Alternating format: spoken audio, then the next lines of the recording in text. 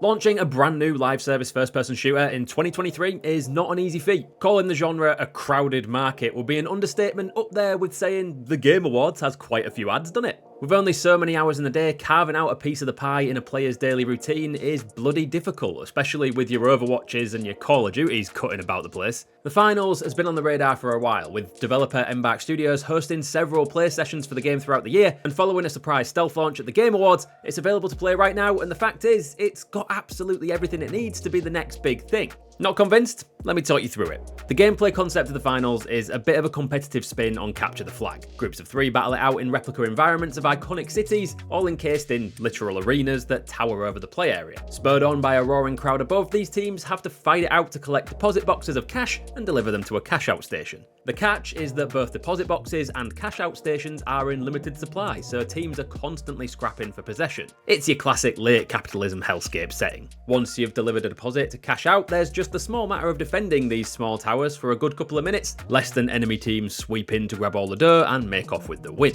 It all sounds fairly run-of-the-mill first-person shooter action until you consider the incredible environmental destruction and gadgetry that's on offer here. Anything in the finals can be blown up or smashed through, be it a wall, ceiling, or an entire building. What that means is that the skill ceiling for this game is huge, both literally and figuratively. You're still, more often than not, gonna come out on top if you have good aim. But in our previews and recent experience, our squads are able to make it to the final round of the tournament based pretty much on good tactics. In one scenario, an enemy team had begun a cash out at a deposit box at the top floor of a building. While they were helpfully distracted by a third party, we decided to sneak to the floor underneath, blow the ceiling with C4 and steal the cash out station once it had fallen to our level.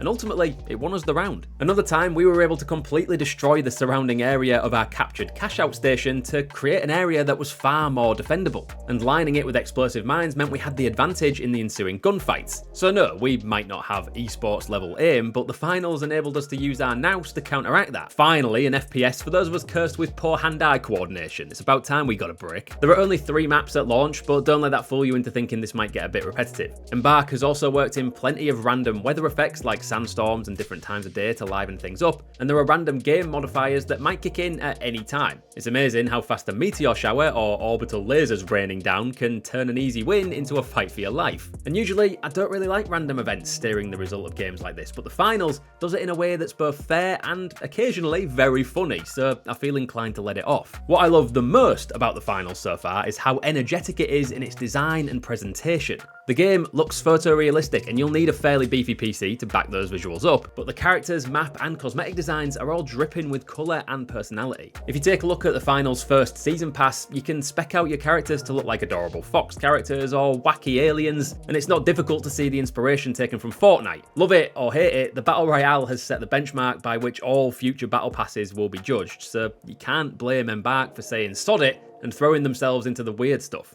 It all makes sense in the spectacle of the game show, kind of playing off the same vibe that Fall Guys does, and clearly Embark have the right idea of what keeps a live service game ticking over when that initial hype bubble bursts.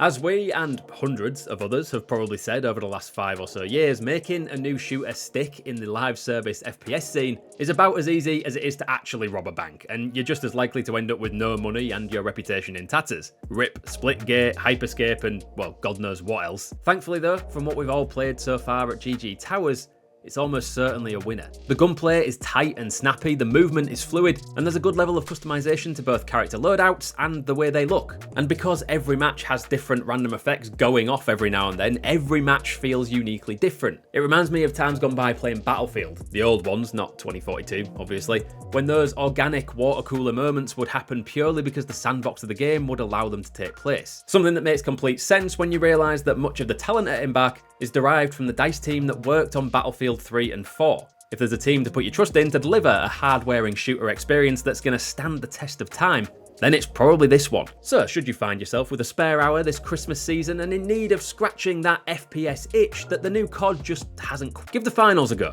It's free to play and it has everything it could possibly need to be your new favourite FPS. Thanks for watching, and if you fancy digging into more of what we do here at GG Recon, hit that subscribe button for us and check out these videos here.